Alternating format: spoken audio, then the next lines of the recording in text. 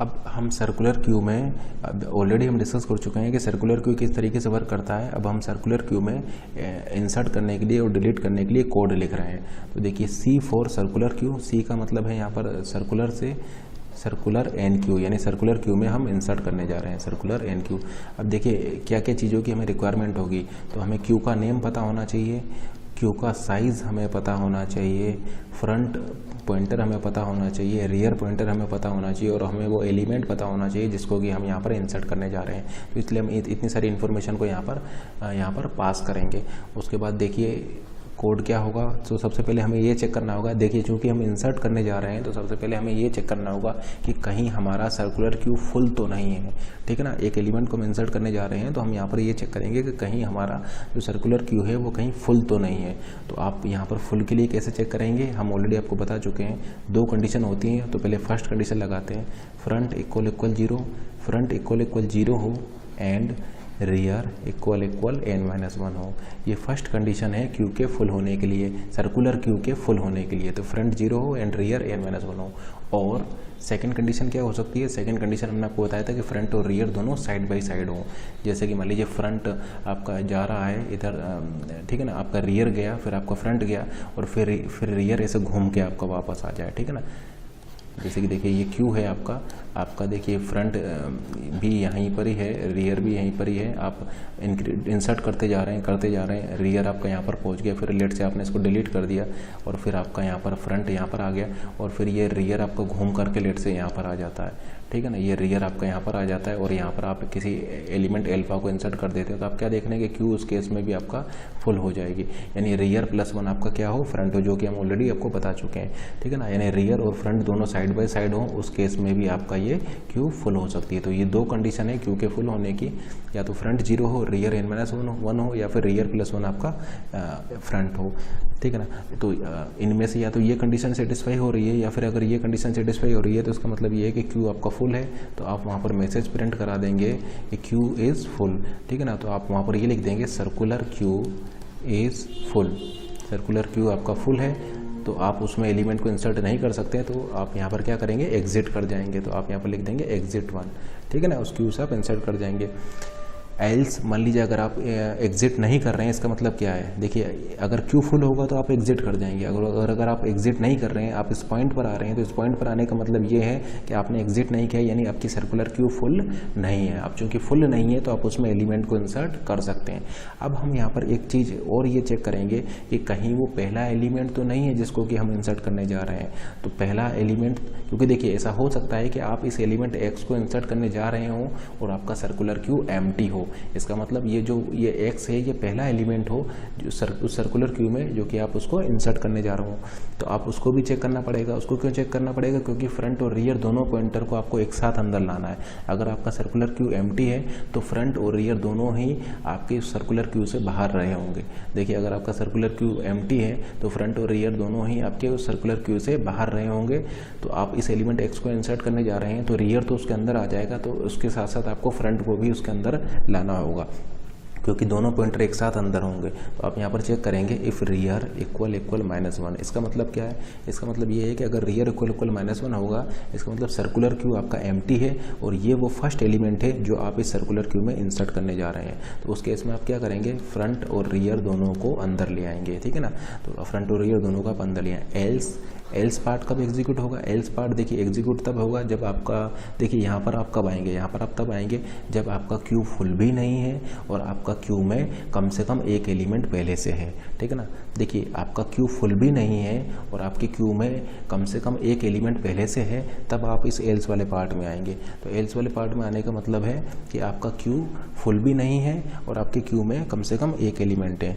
अब फिर से आपको यहाँ पर एक केस ये भी चेक करना पड़ सकता है कि कहीं ऐसा तो नहीं है, देखिए आप इंसर्ट कर रहे हैं, इंसर्ट होगा with respect to rear, insert होता है with respect to rear, rear के रिस्पेक्ट में आप इंसर्ट कर रहे हैं। तो सिंपली आप r++ यहाँ पर करने वाले हैं, लेकिन r++ हम सीधे सीधे इसलिए नहीं लिख रहे हैं क्योंकि हो सकता है कि रियर आपका एक्सट्रीम पोजीशन पर हो। अगर रियर आपका एक्सट्रीम पोजीशन पर है तो फिर आपको रियर को यहाँ पर लाना पड़ेगा, इस तरीके से मूव करके आपको रियर को यहाँ पर लाना पड़ेगा। तो आप यहाँ पर चेक करेंगे इफ़ r इक्वल n-1। अगर r की वैल्यू n-1 है, इसका मतलब क्या है? इसका मतलब ये है कि रियर आपका एक्सट्रीम पोजीशन पर आ चुका है, तो फिर आप उसको मूव करके 0 पर लाना पड़ेगा। तो उस केस में आप लिख देंगे r = 0 एल्स अदरवाइज एल्स। इसका मतलब ये है कि रियर आपका एक्सट्रीम पोजीशन पर नहीं है, तो आप सिंपली r++ कर दीजिए उसको, और आप फिर से QR पर उस एलिमेंट x को यहाँ पर इंसर्ट कर दीजिए। ठीक है ना, क्योंकि देखिए पहले आपको r को इंक्रीमेंट करना होगा, तभी आप उस एलिमेंट को इंसर्ट कर सकते हैं। ठीक है ना, तो r को आपको इंक्रीमेंट करना होगा, तभी उस एलिमेंट को आप इंसर्ट कर सकते हैं। तो देखिए अगर आपका Q एम्प्टी है तो रियर -1 होगा, तो देखिए आपने इंक्रीज कर दिया, रियर में 1 से इंक्रीज कर दिया, एंड देन यहाँ पर आपका इंसर्ट हो जाएगा। एल्स मान लीजिए r आपका एक्सट्रीम पोजीशन पर है, तो आप उसको मूव करके यहाँ पर ले आए। ठीक है ना, मूव करके यहाँ पर ले आए और आपने फिर उसमें इंसर्ट कर दिया। अदरवाइज आपका r कहाँ पर रहा होगा? कहीं यहीं पर कहीं रहा होगा, तो आप r++ करके उसको इस तरीके से यहाँ पर इंसर्ट कर सकते हैं। अब यहाँ पर एक चीज़ आप नोट कीजिए, हमने यहाँ पर लिखा है r = n-1। इसका क्या मतलब है? इसका मतलब ये है कि r आपका एक्सट्रीम पोजीशन पर है, लेकिन r एक्सट्रीम पोजीशन पर है तो उस केस में f आपका यहाँ पर नहीं हो सकता। तो आप यहाँ पर कमेंट बनाकर इस तरीके से आप लिख सकते हैं कि यहाँ पर f की वैल्यू 0 नहीं हो सकती। क्यों नहीं हो सकती? क्योंकि देखिए अगर r की वैल्यू n-1 है और f की वैल्यू 0 है, तब तो आपका Q फुल हो जाएगा, सर्कुलर Q फुल हो जाएगा और वो आपका यहाँ से एग्जिट कर जाएगा। और अगर आपका कोड यहाँ पर आ रहा है, कंट्रोल यहाँ पर आ रहा है, इसका मतलब f की वैल्यू 0 और r की वैल्यू n-1 नहीं होगी, तभी तो आपका कंट्रोल यहाँ पर आ रहा होगा।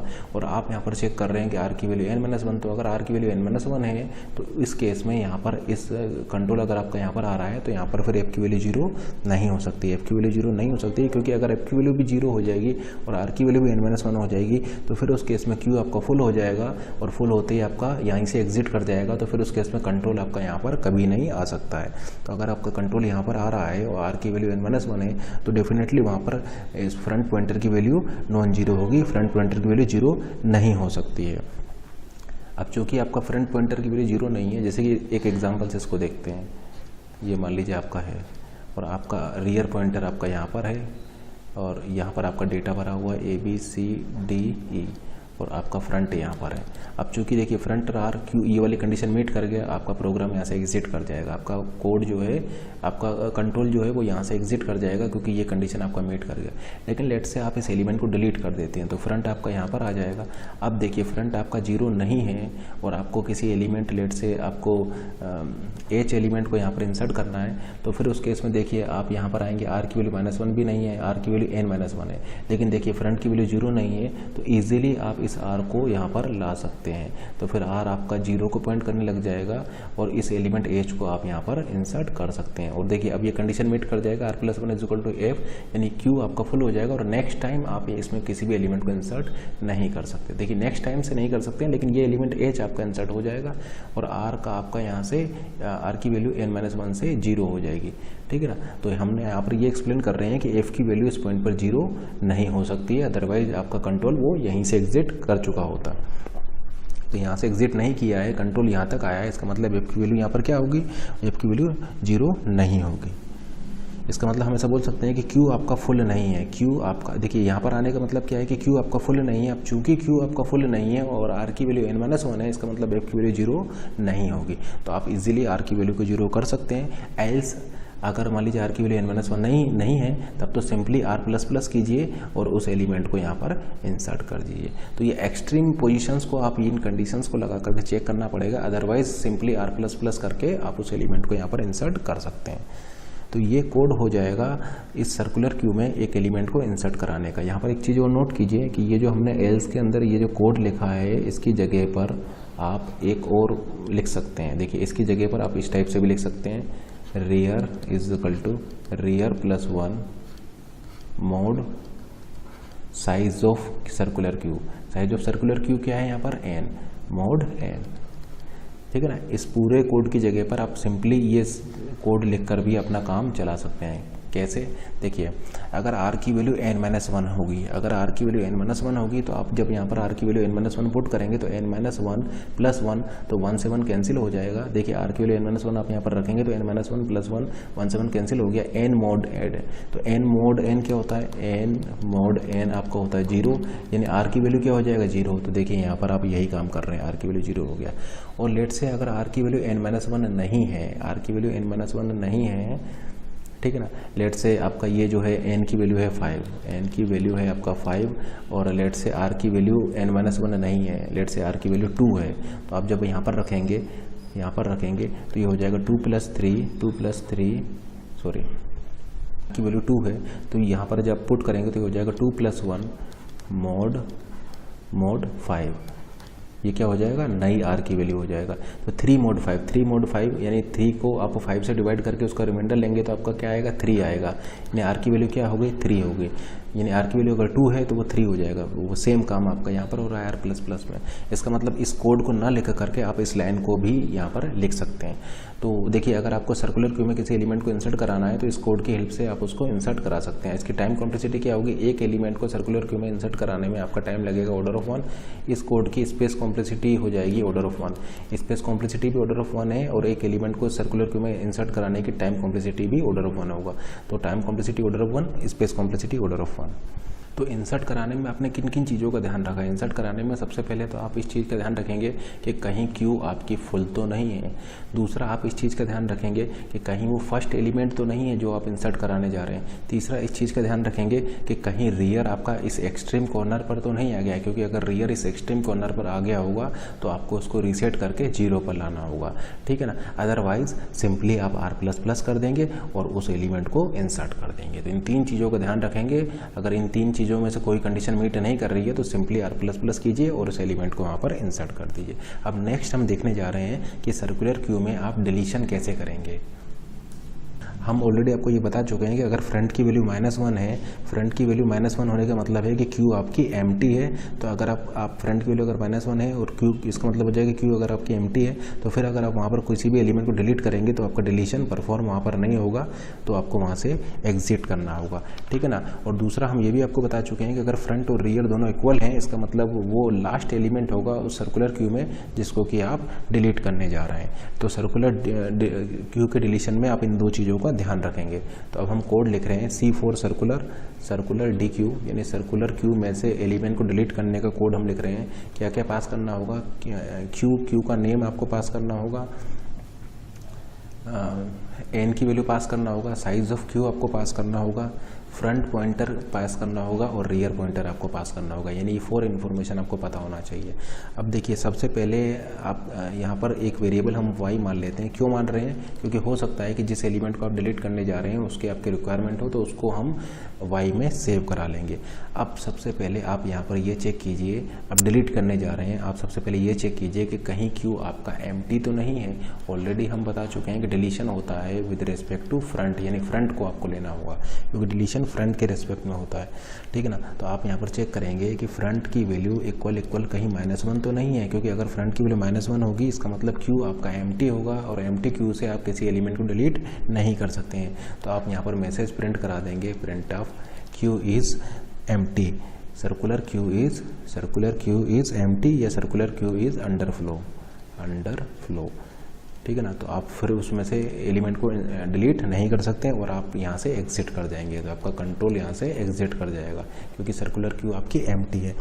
और अगर आपका कंट्रोल यहाँ पर आ रहा है, यहाँ पर आने का मतलब ये है, देखिए कंट्रोल अगर आपका एग्जिट नहीं कर रहा है और इस पॉइंट पर आ रहा है, तो इस पॉइंट पर आने का मतलब ये है कि आपके सर्कुलर क्यू एम्प्टी नहीं है। तो आप चूँकि एम्प्टी नहीं है तो आप उसमें से एलिमेंट को डिलीट कर सकते हैं। तो आप क्या कीजिए, पहले उस एलिमेंट जिसको कि आप डिलीट करने जा रहे हैं उसको y में सेव करा लीजिए। तो y = QF, क्योंकि डिलीशन होता है विद रिस्पेक्ट टू फ्रंट के रिस्पेक्ट से आप डिलीट करते हैं और रियर से आप इंसर्ट करते हैं, तो फ्रंट से आपका डिलीशन होगा। तो उसको आप पहले इस y में सेव करा लीजिए।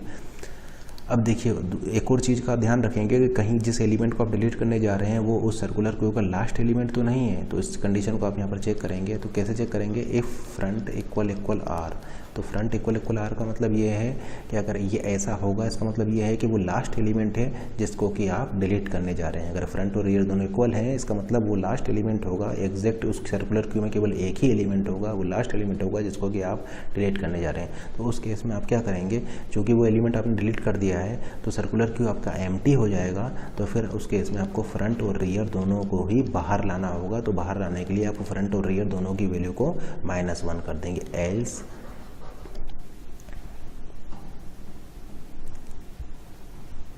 ठीक है ना। तो अगर फ्रंट और रियर दोनों की वैल्यू इक्वल है इसका मतलब सर्कुलर क्यू में केवल एक ही एलिमेंट है और उसको डिलीट करने के बाद आपका सर्कुलर क्यू एम्प्टी हो जाएगा।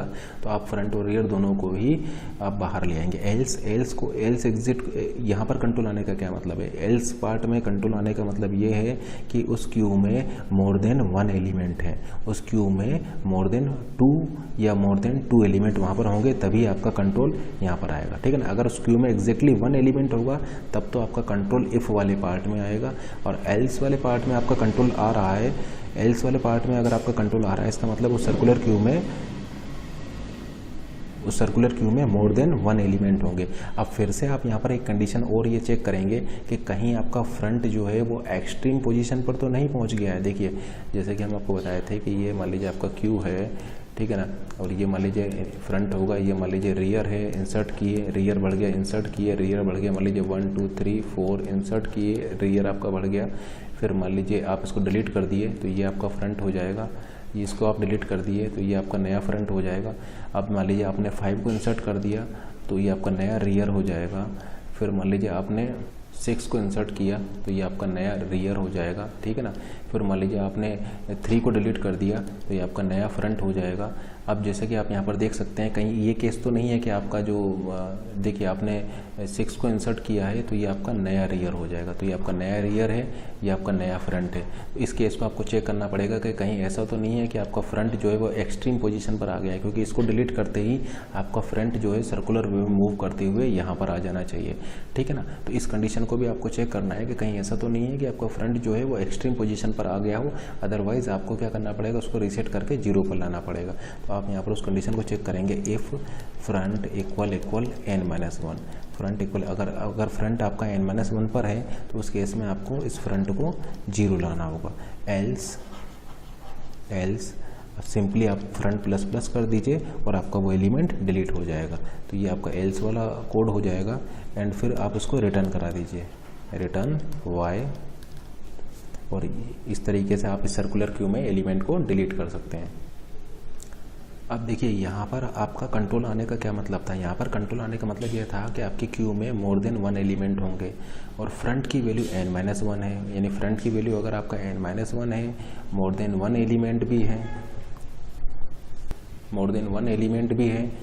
ठीक है ना। देखिए मोर देन 1 एलिमेंट भी है और फ्रंट की वैल्यू n-1 भी है। इसका मतलब आपको क्या करना होगा, इस फ्रंट को रीसेट करके यहाँ पर लाना होगा। देखिए अगर आपके क्यू में केवल एक ही एलिमेंट है, अगर आपकी क्यू में केवल एक ही एलिमेंट होगा तब तो आप यहीं से एल्स वाले पार्ट में आप नहीं आएंगे और आप यहाँ पर ही रह जाएंगे। एल्स वाले पार्ट में आने का मतलब ही ये है कि आपका सर्कुलर क्यू में मोर देन 1 एलिमेंट है, और अगर मोर देन 1 एलिमेंट होंगे, कम से कम 2 एलिमेंट तो होंगे ही होंगे अगर आप एल्स वाले पार्ट में आ रहे हैं। तो उस केस में अगर फ्रंट आपका मैक्स यहाँ पर है, फ्रंट अगर आपका यहाँ पर है तो रियर आपका यहाँ पर नहीं हो सकता। तो उस केस में रियर आपका या तो यहाँ पर होगा या इससे आगे होगा। ठीक है ना। तो फिर आपको क्या करना पड़ेगा, फिर ठीक है ना, अगर फ्रंट आपका यहाँ पर है और इस एल्स वाले पार्ट में आपका कंट्रोल आ रहा है, इसका मतलब उसमें कम से कम 2 एलिमेंट तो होंगे ही होंगे। तो देखिए पहला एलिमेंट तो यही हो जाएगा और दूसरा एलिमेंट यहाँ पर होगा। तो रियर की वैल्यू या तो यहाँ पर होगी या तो रियर पॉइंटर इसको पॉइंट कर रहा होगा या फिर इससे आगे कहीं पॉइंट कर रहा होगा।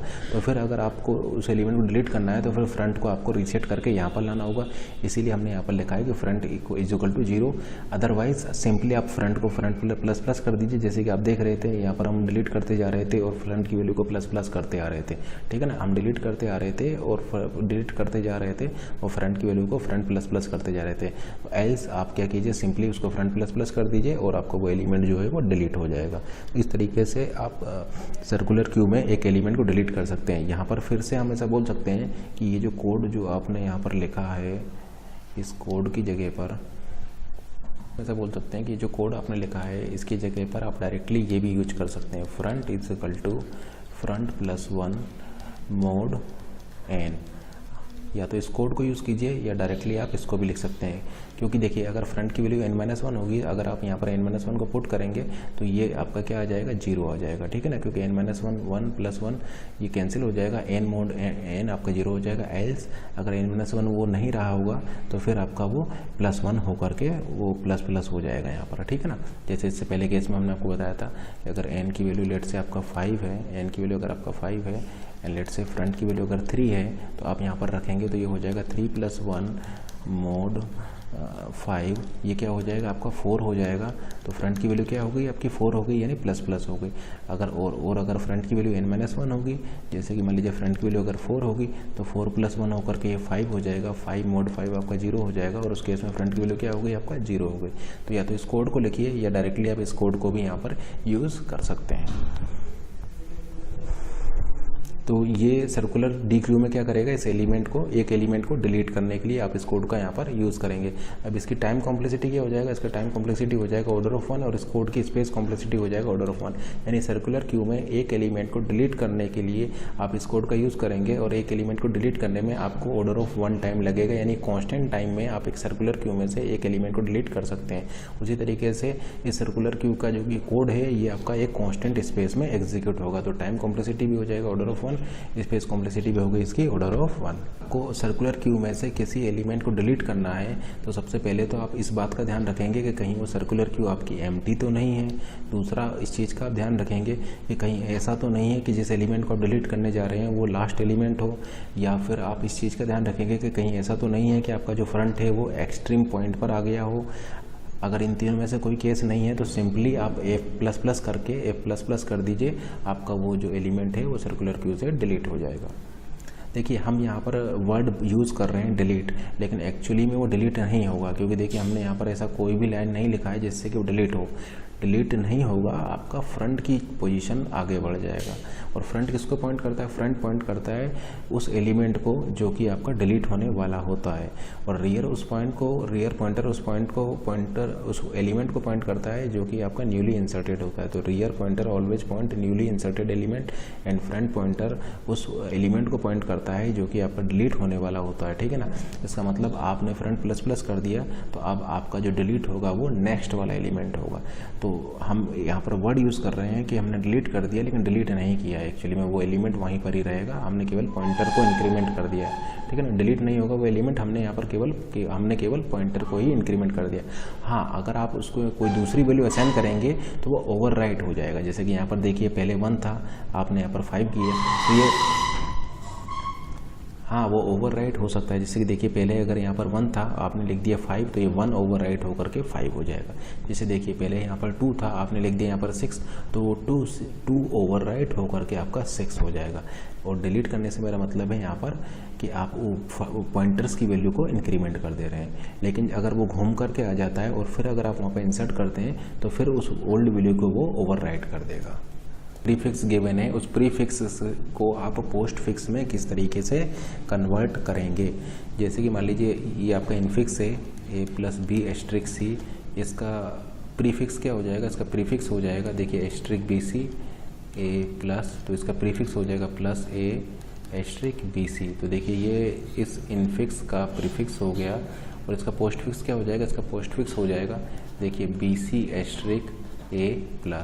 ये इसका पोस्ट फिक्स हो जाएगा। तो इनफिक्स है, ये पोस्ट फिक्स है इसका, और ये इसका प्रीफिक्स हो जाएगा। तो यहाँ पर हम डिस्कस करने जा रहे हैं converting prefix to postfix, यानी आपके पास एक प्रीफिक्स गिवन है, इस प्रीफिक्स से आप पोस्ट फिक्स में कैसे कन्वर्ट करेंगे। तो बिल्कुल एक सिंपल, यहाँ पर देखिए हम कोड आपका नहीं लिखने जा रहे हैं।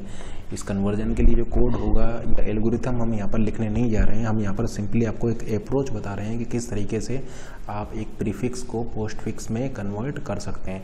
जैसे कि इसी प्रीफिक्स को ले लीजिए +a*bc। अब हम ऑलरेडी आपको बता चुके हैं कि प्रीफिक्स में क्या होता है। प्रीफिक्स में आपका ऑपरेटर होता है, फिर ऑपरेंड होता है, और फिर सेकंड ऑपरेंड होता है। यानी प्रीफिक्स में आपका एक ऑपरेटर होगा, फिर फर्स्ट ऑपरेंड होगा और फिर सेकंड ऑपरेंड होगा, ठीक है ना, ये प्रीफिक्स में। तो देखिए प्रीफिक्स है आपका, तो यहाँ पर क्या होगा, आपका एक ऑपरेटर होगा। अब एक ऑपरेटर है तो उसके साथ में 2 ऑपरेंड होंगे, उसके साथ अगर यहाँ पर एक ऑपरेटर है तो उसके साथ 2 ऑपरेंड होंगे। तो ये आपका फर्स्ट ऑपरेंड हो गया। और देखिए यहाँ पर आपको क्या मिलना चाहिए था, यहाँ पर आपको ऑपरेंड मिलना चाहिए था, लेकिन यहाँ पर आपको क्या मिल गया, ऑपरेटर मिल गया। इसका मतलब आपका सेकंड ऑपरेंड क्या हो जाएगा, वो ये हो जाएगा, ठीक है ना। देखिए ये तो फर्स्ट ऑपरेटर हो गया, ये फर्स्ट ऑपरेंड हो गया। अब आपको यहाँ पर क्या मिलना चाहिए था, यहाँ पर आपको ऑपरेंड मिलना चाहिए था, लेकिन आपको चूंकि यहाँ पर ऑपरेंड नहीं मिल रहा है, ऑपरेटर मिल गया है। इसका मतलब आपका जो है, अब चूंकि कौन सा ऑपरेटर मिला है, ये आपका बाइनरी ऑपरेटर है। इसका मतलब इसके बाद कितने ऑपरेंड मिलेंगे, इसके बाद आपको 2 ऑपरेंड मिलेंगे। इसका मतलब आपका जो ऑपरेंड हो जाएगा वो ये कंबाइंड हो जाएगा, एस्टेरिस्क बी से आपका एक ऑपरेंड हो जाएगा। जैसे कि एक सिंपल केस से देखते हैं, a प्लस बी ये इनफिक्स है, प्लस ए बी ये प्रीफिक्स है, ए बी प्लस ये पोस्ट फिक्स है। तो इनफिक्स में क्या होगा, अगर आपको एक ऑपरेटर मिला है तो फिर आपको 2 ऑपरेंड भी मिलेंगे। तो अगर आपको एक ऑपरेटर मिल रहा है तो फिर आपको 2 ऑपरेंड भी मिलेंगे। कैसे कन्वर्ट करेंगे, फर्स्ट ऑपरेंड, सेकंड ऑपरेंड और इस ऑपरेटर को लास्ट में ले आइए, तो इस प्रीफिक्स के करस्पॉन्डिंग आपको ये पोस्ट फिक्स मिल जाएगा। तो यही अप्रोच हम यहाँ पर यूज करने जा रहे हैं प्रीफिक्स को पोस्ट फिक्स में कन्वर्ट करने में। तो देखिए एक ऑपरेटर मिला, ये 2 ऑपरेंड मिल जाएंगे। ये ऑपरेटर मिला, ये फर्स्ट ऑपरेंड है, ये सेकंड ऑपरेंड है, ठीक है ना। तो ये फर्स्ट ऑपरेटर है, ये ऑपरेटर है, ये फर्स्ट ऑपरेंड है और ये आपका हो जाएगा सेकंड ऑपरेंड। अब जैसा काम हमने अब देखिए अभी रिकर्सिवली कॉल हो रहा है, यहाँ पर जो ये कन्वर्जन वाला जो प्रोसीजर है ये रिकर्सिवली कॉल होगा। तो यहाँ पर ये जो कन्वर्जन वाला जो काम है ये रिकर्सिवली कॉल होगा। इसका मतलब मान लीजिए हम इसको ले रहे हैं, तो जैसा हमने इसके लिए किया है वैसा ही हमें इसके लिए करना होगा, ठीक है ना। जैसा हमने इसके लिए किया था वैसा ही हमें इसके लिए करना होगा। तो ये रिकर्सिवली कॉल हो रहा है। तो ये फर्स्ट स्टेप में ये हो गया। अब देखिए इस पार्ट में फिर से वही काम होगा जो इसके लिए हुआ था। देखिए ये है यहाँ पर एस्टेरिस्क बी सी, आपको एक ऑपरेटर मिला, उसके बाद में आपको 2 ऑपरेंड चाहिए होंगे। तो ये आपका फर्स्ट ऑपरेंड है, ये सेकंड ऑपरेंड है। तो ये रिकर्सिवली हुआ है। जैसे कि देखिए यहाँ से हम गए थे इस पर, यहाँ से हम गए थे इस पर और फिर यहाँ से चले गए हैं हम इस पर। तो ये रिकर्सिवली कॉल हुआ, यहाँ से यहाँ पर गए, यहाँ से यहाँ पर गए। और फिर ये रिकर्सिवली प्रोग्राम होगा जो इस प्रीफिक्स को पोस्ट फिक्स में कन्वर्ट करना होगा। प्रीफिक्स को पोस्ट फिक्स में करने के लिए ये रिकर्सिवली प्रोग्राम होगा। तो देखिए ये रिकर्सिवली आपका ये काम होगा। देखिए जैसा इससे इस पे गए वैसा ही इंटरनली इसके लिए इस पर करना होगा। अब कन्वर्ट करने के लिए हमने क्या बताया था, ऑपरेंड 1, ऑपरेंड 2 और ऑपरेटर को उसके पीछे ले आइए, यानी ऑपरेंड 1, ऑपरेंड 2 ऑपरेटर को उसके पीछे ले आइए। तो वही काम यहाँ पर होगा, ऑपरेंड 1, ऑपरेंड 2 और ऑपरेटर को उसके पीछे ले आइए। यानी ये देखिए ये आपका ये कन्वर्ट हो गया। ये कन्वर्ट होकर के कहाँ पर आ जाएगा, आपका ये यहाँ पर आ जाएगा। देखिए रिकर्सिवली हुआ है तो ये आपका इसको कॉल कर देगा, तो ये कन्वर्ट होकर के कहाँ पर आ जाएगा, आपका यहाँ पर आ जाएगा। फिर देखिए वही काम कर दीजिए, ऑपरेंड 1 ए, ऑपरेंड 2 बी सी स्ट्रिक और इस ऑपरेटर को आप यहाँ पर ले आइए। तो इस इनफिक्स एक्सप्रेशन के करस्पॉन्डिंग आपको ये पोस्ट फिक्स एक्सप्रेशन यहाँ पर मिल जाएगा। देखिए ये इनफिक्स एक्सप्रेशन था, इसके करस्पॉन्डिंग ये पोस्ट फिक्स एक्सप्रेशन आपको इस तरीके से यहाँ पर मिल जाएगा। अब इस प्रोग्राम की टाइम कॉम्प्लेक्सिटी क्या होगी, तो जैसे कि आप देख पा रहे हैं, आप यहाँ पर इसको क्या कर रहे हैं, इसको स्कैन कर रहे हैं, यानी 1 स्कैन में आप इसको प्रीफिक्स से पोस्ट फिक्स में कन्वर्ट कर देंगे। एक सिंगल स्कैन में आप इसको रिकर्सिव प्रोग्राम बनाते हुए प्रीफिक्स को पोस्ट फिक्स में कन्वर्ट कर देंगे। अतः यहाँ पर जो टाइम कॉम्प्लेक्सिटी हो जाएगी वो ऑर्डर ऑफ n हो जाएगा, where n is the length of string, या आप ऐसा बोल सकते हैं n is the number of symbol in this string. तो चूँकि आपका ये जो काम है converting prefix to postfix, ये रिकर्सिव फंक्शन के जरिए आप एक सिंगल स्कैन में इसको कर पा रहे हैं, इसलिए इसकी टाइम कॉम्प्लेक्सिटी हो जाएगा ऑर्डर ऑफ n। अब एक और एग्जाम्पल से इसको देखते हैं, एक सेकंड एग्जांपल लेते हैं। ये सेकंड एग्जांपल लेते हैं, ये मान लीजिए आपका इनफिक्स है, ये मान लीजिए आपका इनफिक्स है, देखिए ये मान लीजिए आपका प्रीफिक्स है, प्रीफिक्स। तो ये इनफिक्स क्या रहा होगा, इसका इनफिक्स इस टाइप से रहा होगा, a plus B plus A plus B. तो इस इनफिक्स का अगर आप प्रीफिक्स निकालेंगे तो आपको ये मिल जाएगा। देखिए इसका हो जाएगा प्लस ए बी, इसका हो जाएगा प्लस ए बी और यहाँ पर ये वाला प्लस यहाँ पर आ जाएगा। तो इस इनफिक्स का प्रीफिक्स निकालेंगे तो ये आ जाएगा। इसका पोस्ट फिक्स क्या हो जाएगा, इसका पोस्ट फिक्स हो जाएगा ए बी प्लस, इसका हो जाएगा ए बी प्लस और ये वाला प्लस आपका यहाँ पर आ जाएगा। तो इस इनफिक्स का प्रीफिक्स ये होगा, पोस्ट फिक्स ये होगा। अब डायरेक्टली हम इस प्रीफिक्स का पोस्ट फिक्स लिखने जा रहे हैं, तो कैसे हम लिखेंगे, देखिए वो सेम अप्रोच आप यहाँ पर लगाएंगे। देखिए आपको यहाँ पर क्या मिला, आपको देखिए यहाँ पर एक ऑपरेटर मिला है, तो आपको 2 ऑपरेंड चाहिए। तो इसका मतलब यहाँ पर आपको ऑपरेंड मिलना चाहिए था, लेकिन आपको क्या मिल गया, यहाँ पर फिर से ऑपरेटर मिल गया। देखिए एक ऑपरेटर आपको मिला है तो आपको 2 ऑपरेंड चाहिए। ये ऑपरेटर आपको मिल चुका है तो उसके बाद में आपको 2 ऑपरेंड चाहिए। तो आप यहाँ पर आए, यहाँ पर आपको क्या मिला, यहाँ पर आपको एक ऑपरेटर मिल गया, ठीक है ना। तो उसके बाद के आपके दो ऑपरेंड आप इसको काउंट कर लीजिए। इसका मतलब जो आपका ऑपरेंड है वो ये हो जाएगा, ये आपका फर्स्ट ऑपरेंड हो जाएगा, ठीक है ना। क्योंकि ये ऑपरेटर था तो इसके बाद में आपको ऑपरेंड चाहिए, लेकिन ऑपरेंड की जगह पर आपको क्या मिल गया, आपको फिर से एक ऑपरेटर मिल गया। तो फिर आपको 2 ऑपरेंड उसके बाद वाले लेने होंगे इस नए इस पूरे को ऑपरेंड बनाने के लिए। तो ये आपका फर्स्ट ऑपरेंड हो गया। अब आपको सेकंड ऑपरेंड फाइंड आउट करना। देखिए ये ऑपरेटर था, आपको 2 ऑपरेंड चाहिए, ये पहला ऑपरेंड आपको मिल गया है। अब दूसरे ऑपरेंड में फिर से आपको प्लस मिल गया है। इसका मतलब प्लस मिल गया है तो आपको प्लस के बाद 2 ऑपरेंड लेने होंगे। तो फर्स्ट एंड सेकंड ये 2 ऑपरेंड आपको ले लिए, यानी ये आपका इफेक्टिवली एक ऑपरेंड ये होगा, ये आपका फर्स्ट ऑपरेंड हो जाएगा और ये आपका सेकंड ऑपरेंड हो जाएगा, ठीक है ना। अब जो काम आपने इस पूरे में किया था वही काम आप इनमें करेंगे। अब देखिए रिकर्सिवली कर रहे हैं हम इसको, प्लस ए बी, एक ऑपरेटर मिला है तो उसके बाद आपको 2 ऑपरेंड चाहिए। उसी तरीके से यहाँ पर देखिए एक ऑपरेटर मिल गया है तो उसके बाद आपको 2 ऑपरेंड चाहिए। अब इसको इस प्रीफिक्स को पोस्ट फिक्स में कन्वर्ट कर दीजिए, ये हो गया A P plus, first operand second operand operator. इसको भी इस प्रीफिक्स को भी पोस्ट फिक्स में कन्वर्ट कर दीजिए, first operand second operand plus. अब ये रिकर्सिवली आपको कॉल हुआ है तो ये वैल्यू यहाँ पर आ जाएगी, ये वैल्यू यहाँ पर आ जाएगा। तो ये क्या हो जाएगा, ये हो जाएगा प्लस, ये देखिए ये हो चुका है ए बी प्लस। ये देखिए रिकर्सिवली कॉल होकर जब ये रिटर्न होकर के आएगा तो यहाँ पर हो जाएगा ए बी प्लस। अब देखिए ये फर्स्ट ऑपरेंड है आपका A B plus, second operand है आपका ए बी प्लस और ये ऑपरेटर आपका यहाँ पर आ जाएगा।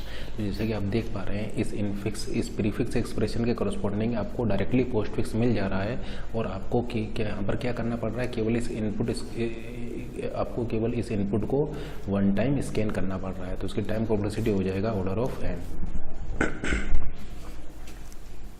एक और एग्जांपल जिसको देखते हैं, मान लीजिए यहाँ पर होता plus asterisk A B divide C D. ये आपका एक प्रीफिक्स एक्सप्रेशन है। इस प्रीफिक्स एक्सप्रेशन के करस्पॉन्डिंग आपको पोस्ट फिक्स चाहिए। तो देखिए आपको ऑपरेटर मिला, अब आपको 2 ऑपरेंड चाहिए। अब देखिए यहाँ ऑपरेंड होने की ऑपरेंड तो नहीं है, लेकिन आपको ऑपरेटर मिल गया, फिर से ऑपरेटर मिल गया, यानी आपको 2 ऑपरेंड चाहिए होंगे इसको ऑपरेंड बनाने के लिए।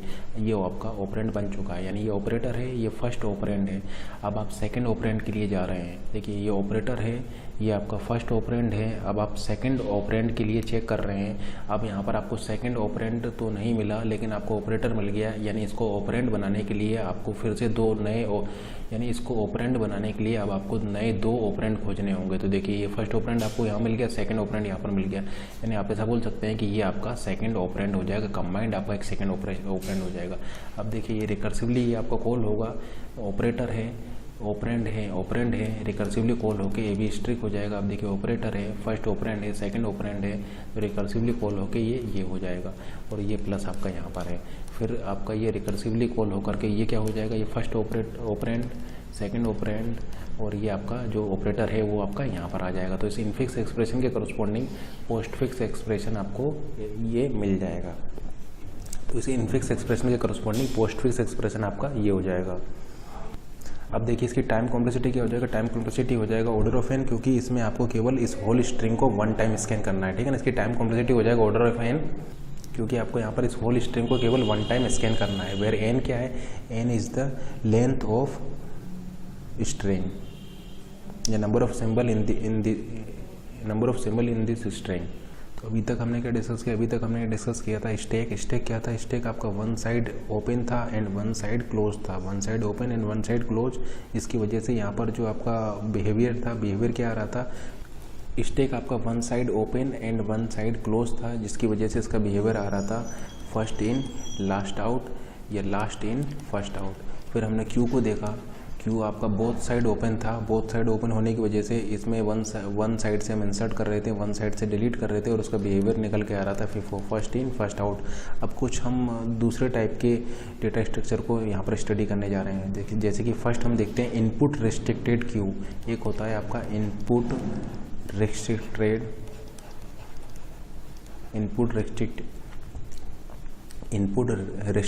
क्यू। इनपुट रिस्ट्रिक्टेड क्यू में क्या होता है कि आप यहाँ पर इंसर्जन, जैसे इनपुट का क्या मतलब, इनपुट का मतलब इंसर्जन यहाँ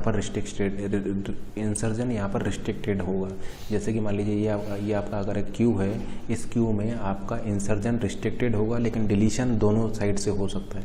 यानी इस साइड से भी आप डिलीशन कर सकते हैं और इस साइड से भी डिलीशन कर सकते हैं, लेकिन इंसर्जन केवल एक ही साइड से हो सकता है, क्योंकि यहाँ पर इनपुट रिस्ट्रिक्टेड है, ये इंसर्जन आपका यहाँ पर रिस्ट्रिक्टेड है। तो इनपुट रिस्ट्रिक्टेड क्यू में आप ऐसा बोल सकते हैं कि वन साइड से आपका इंसर्जन होगा, give input to this queue only from one side, but deletion आपका दोनों साइड से यहाँ पर हो सकता है।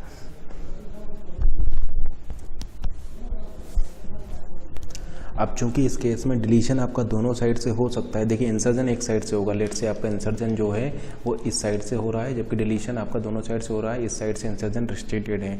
अब चूंकि यहाँ पर डिलीशन आपका दोनों साइड से हो रहा है, इसलिए ये इनपुट रिस्ट्रिक्टेड क्यू जो है ये क्यू की प्रॉपर्टी फिफो को सेटिस्फाई नहीं करेगा। तो हैंस हम ऐसा बोल सकते हैं कि जो इनपुट रिस्ट्रिक्टेड क्यू है ये फिफो को वायलेट करेगी, फिफो को आपका वायलेट कर जाएगी। FIFO is violated, FIFO property यहाँ पर आपका वायलेटेड हो जाएगा इस क्यू में, क्योंकि यहाँ पर डिलीशन जो है वो दोनों साइड से हो रहा है। तो ये आपका इनपुट रिस्ट्रिक्टेड क्यू जो है ये क्यू की प्रॉपर्टी को सेटिस्फाई नहीं करेगा। उसी तरीके से नेक्स्ट आपका क्यू होता है आउटपुट रिस्ट्रिक्टेड क्यू। इसी तरीके से नेक्स्ट एक और वर्जन इसका होता है, वो होता है आपका output restricted queue. Output restricted queue, output restricted queue जैसे नाम से ही आपको पता पड़ रहा है, यहाँ पर आउटपुट रिस्ट्रिक्टेड होता है, यानी इंसर्जन आप दोनों एंड से कर सकते हैं। देखिए इंसर्जन आप यहाँ से भी कर सकते हैं, इंसर्जन आप यहाँ से भी कर सकते हैं, लेकिन डिलीशन केवल एक ही एंड से कर सकते हैं। या तो डिलीशन आप यहाँ से कर सकते हैं या फिर डिलीशन आप केवल यहाँ से कर सकते हैं। लेट से डिलीशन आप केवल यहाँ से कर रहे हैं। तो आउटपुट रिस्ट्रिक्टेड क्यू में क्या होगा, deletion can be done from one side but insertion can be done from both side. तो अब चूँकि यहाँ पर इंसर्जन दोनों साइड से हो सकता है, तो अगेन हम ऐसा बोल सकते हैं कि आउटपुट रिस्ट्रिक्टेड क्यू भी आपका ये जो फिफो प्रॉपर्टी है इसको वायलेट करती है। अब एक थर्ड टाइप का, अब एक और वेरिएशन देखते हैं। एक वेरिएशन होता है डबली एंडेड क्यू। डबली एंडेड क्यू आपका डबली एंडेड क्यू जैसे नाम से ही पता पड़ रहा है, डबल एंडेड, यानी दोनों एंड से आप इंसर्जन कर सकते हैं और दोनों एंड से आप डिलीट कर सकते हैं। तो डबली एंडेड क्यू में जैसे नाम से ही पता पड़ रहा है डबली एंडेड, यानी दोनों एंड से आप इंसर्जन कर सकते हैं और दोनों एंड से आप यहाँ पर डिलीशन कर सकते हैं, ठीक है ना। तो डबली एंडेड क्यू का मतलब ये है both side insertion and both side deletion can take place, यानी दोनों साइड से इंसर्जन हो सकता है, दोनों साइड से डिलीशन हो सकता है। अब चूँकि यहाँ पर दोनों साइड से इंसर्जन और डिलीशन आपका हो रहा है, हैंस हम यहाँ पर ऐसा बोल सकते हैं कि ये अगेन आपका फिफो प्रॉपर्टी को वायलेट कर देगी, ठीक है ना। तो हम यहाँ पर ऐसा बोल सकते हैं कि जो डबली एंडेड क्यू है ये आपका अगेन क्यू प्रॉपर्टी यानी फिफो को वायलेट कर देगी, क्योंकि यहाँ पर बोथ साइड से डिलीशन हो रहा है एंड बोथ साइड से इंसर्जन हो रहा है। तो हम ऐसा बोल सकते हैं कि डबली एंडेड क्यू भी आपका क्यू की प्रॉपर्टी को, जो कि फिफो है, उसको सेटिस्फाई नहीं करती है। लेकिन यहाँ पर इन तीनों में आप एक चीज़ नोट कर सकते हैं कि जो इंसर्जन और डिलीशन जो है वो हमेशा कॉर्नर से हो रहा है, यानी मिडिल से आपका नहीं हो रहा है, ठीक है ना। इन तीनों में ही, जैसे इनपुट रिस्ट्रिक्टेड क्यू या आउटपुट रिस्ट्रिक्टेड क्यू या डबली एंडेड क्यू, इन तीनों में ही आप क्या देख रहे हैं कि जो एलिमेंट को आप इंसर्ट या डिलीट कर रहे हैं वो आपका किसी एक एंड से हो रहा है, यानी आप ऐसा नहीं बोल सकते कि आपने मिडिल से उसको डिलीट कर दिया हो, ठीक है ना। तो इंसर्जन डिलीशन जो आपके ऑलवेज हो रहे हैं फ्रॉम एंड से हो रहे हैं, वो आपके मिडिल से आप इनमें नहीं कर सकते हैं। लेकिन आपने क्या देखा कि तीनों ही आपकी क्यू प्रॉपर्टी को वायलेट कर रहे हैं। अब एक और वेरिएशन हम देखते हैं प्रायोरिटी क्यू। इससे पहले वाले केस में कि जो आउटपुट रिस्ट्रिक्टेड क्यू है या जो इनपुट रिस्ट्रिक्टेड क्यू है या जो डबली एंडेड क्यू है, उन तीनों ही केसेस में इंसर्जन और डिलीशन जो होगा वो एंड से होगा, यानी मिडिल से नहीं हो सकता। लेकिन प्रायोरिटी क्यू में ऐसा नहीं है, प्रायोरिटी क्यू में आप डिलीशन मिडिल से भी कर सकते हैं। तो प्रायोरिटी क्यू क्या होगी, आप ऐसा बोल सकते हैं यहाँ पर आप जहाँ से भी, प्रायोरिटी क्यू में आप कहीं से भी डिलीट कर सकते हैं, आप एंड से भी डिलीट कर सकते हैं, आप मिडिल से भी डिलीट कर सकते हैं। तो आप ऐसा बोल सकते हैं in this priority Q U can delete element on the basis of priority, यानी प्रायोरिटी क्यू में जो एलिमेंट को आप डिलीट करेंगे वो सिर्फ और सिर्फ प्रायोरिटी के बेसिस पर करेंगे।